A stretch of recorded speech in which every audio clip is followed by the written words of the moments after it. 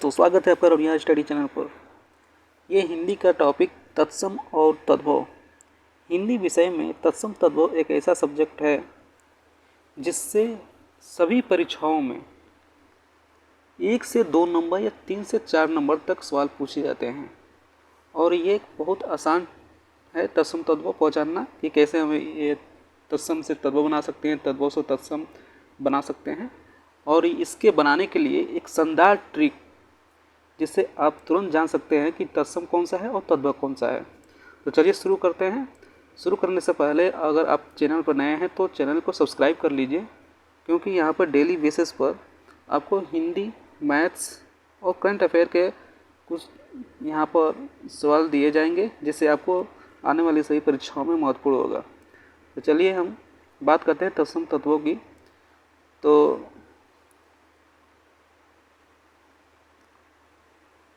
तत्सम, एक मिनट।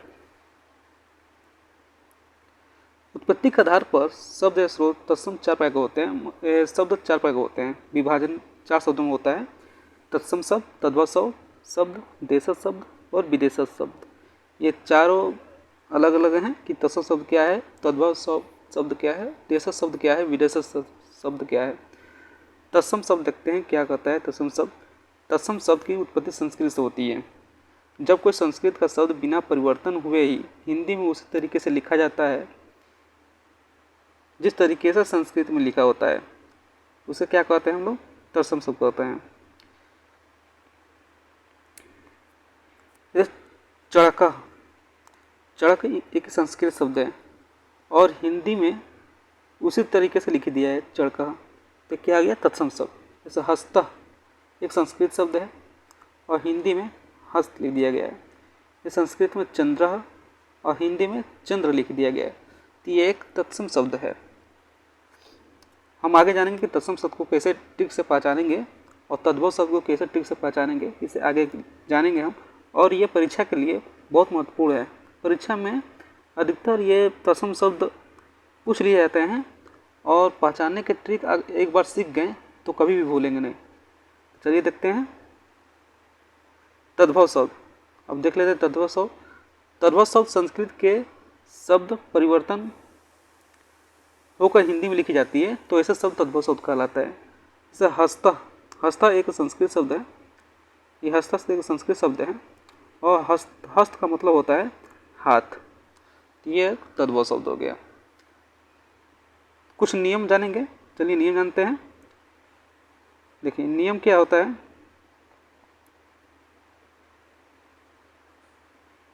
देखिए नियम, अगर किसी भी शब्द पर चंद्र बिंदु हो, वह शब्द क्या होता है, तद्भव होता है।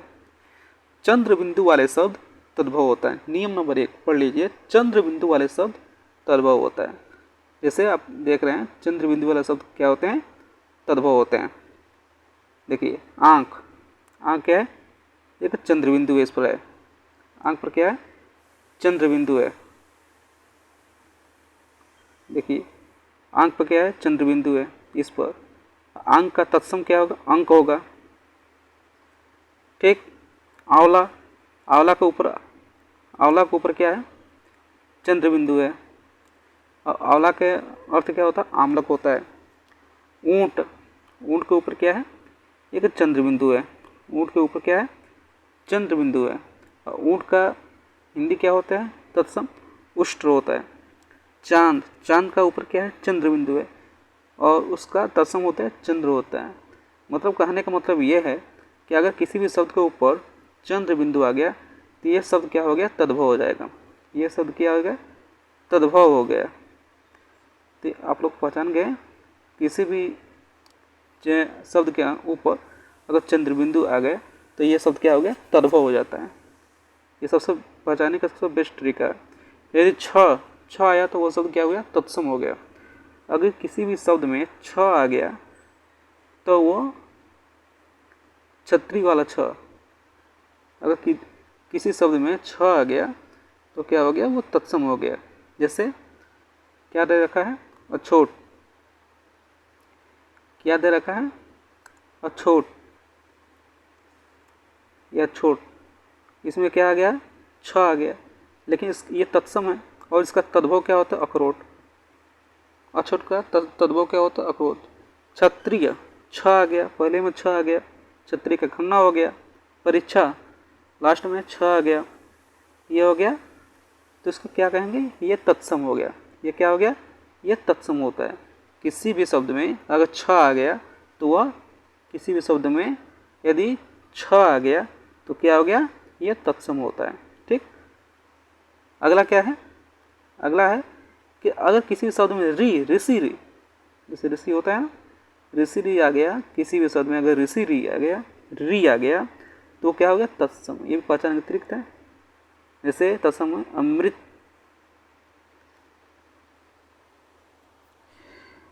कृत्य गृह,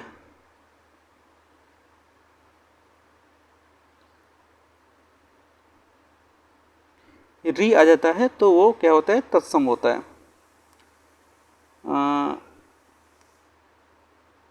से अमृत हो गया, कृत्यगृह हो गया, गृह हो गया, मृत्यु हो गई। अगला देखते हैं पदेन। नियम नंबर 4, एक पदेन र होता है, जैसे द्रव्य, एक, जैसे समझ लीजिए, जैसे मान लीजिए द्रव्य लिखा है तो द का जो र लगा है उसे पदेन र कहते हैं, और जो अर्थ लिखा है, ये अर्थ लिखा है, और थ के ऊपर जो लगा है उससे रेफ र कहते हैं। दोनों समझ सकते हैं। पदेन र किसे कहते हैं, रेफ र किसे कहते हैं? पदेन र उसे कहते हैं, जैसे मान लीजिए द्रव्य लिखा है, द्रव्य में ये जो र आ गया, ये आपका पदेन हो गया। और आपका जो अर्थ है, जैसे थ में ये र आ गया, जो ऊपर वाला र, ये रेफ होता है, ये समझ लीजिएगा। तो देखिए उसे पहचानने का तरीका क्या होता है?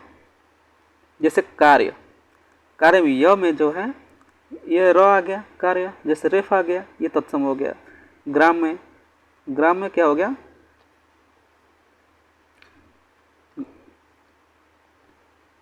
ग्राम में ग में र आ गया, ये क्या हो गया?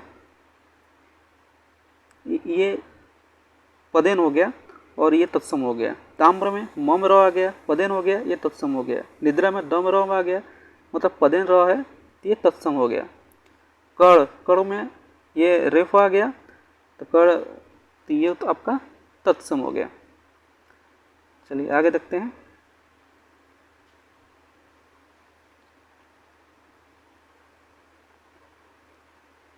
नियम नंबर 5 क्या कहता है?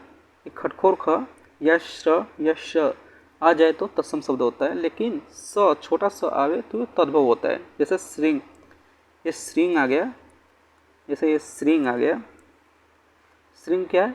ये श्रृंग, ये तत्सम हो गया। तद्भव में अगर छोटा स आ गया, तो ये तद्भव हो गया।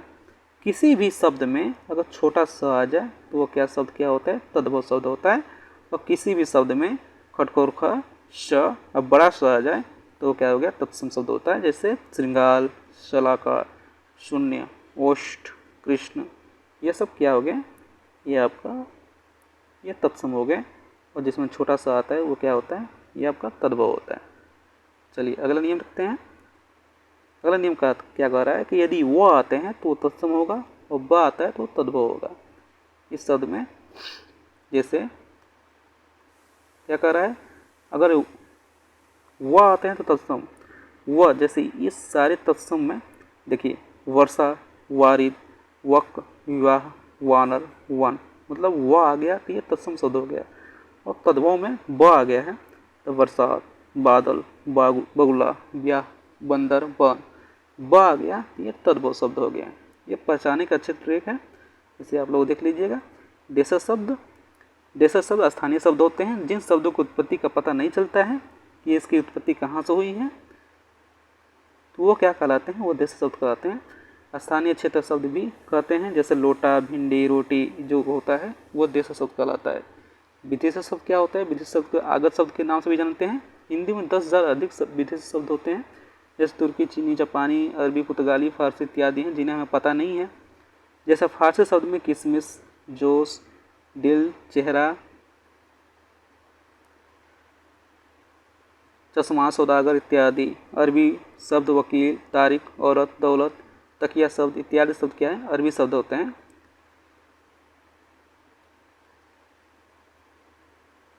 जैसे फारसी शब्द में किशमिश, जोश, दिल, चेहरा, गुलाब, दुकान, आईना, चश्मा, सौदागर। अरबी शब्द में वकील, तारीख, औरत, दौलत, तकिया, शराब इत्यादि शब्द अरबी शब्द हैं। तुर्की भाषा में ये बीबी, कालीन, बेगम इत्यादि शब्द हैं। तो पुर्तगाली भाषा में अलमारी, अल्पीन। चीनी भाषा में लीची, चीकू। जापानी भाषा में रिक्शा, सुयनारा इत्यादि शब्द हैं। इसमें से आप देख लीजिएगा, इसमें से एक दो प्रश्न जरूर आते हैं कि ये कौन सा शब्द है। ठीक, तो ये कुछ ट्रिक था जिसमें तत्सम और तद्भव। तत्सम तद्भव तो हमेशा पूछे ही जाते हैं, किसी भी परीक्षा में तत्सम तद्भव पूछ लिया था कि ये शब्द कौन सा है, तत्सम है कि तद्भव है। तो ये पहचानने का अच्छा ट्रिक है, आप इसे देख सकते हैं। जिससे चंद्रबिंदु में आए तो वो तद्भव शब्द होता है, छ आए तो वो तत्सम शब्द होता है। ऐसा ही ऋषि आए तो वो तत्सम शब्द हो जाता है। र में जो एक पदेन होता है, रेफ होता है, तो क्या तो तत्सम शब्द होता है। ब श्रिंग में श्र आया तो वो तत्सम शब्द हो जाता है। तो ये सब कुछ ट्रिक थे जानने के लिए। तो आप लोगों को अच्छा लगा होगा, इस ट्रिक को जानिए और परीक्षा में 1 से 2 नंबर पक्का कीजिए आप। अगर चैनल पर आप नए हैं तो चैनल को सब्सक्राइब कीजिए, लाइक कीजिए, अपने दोस्तों के पास शेयर कीजिए। धन्यवाद।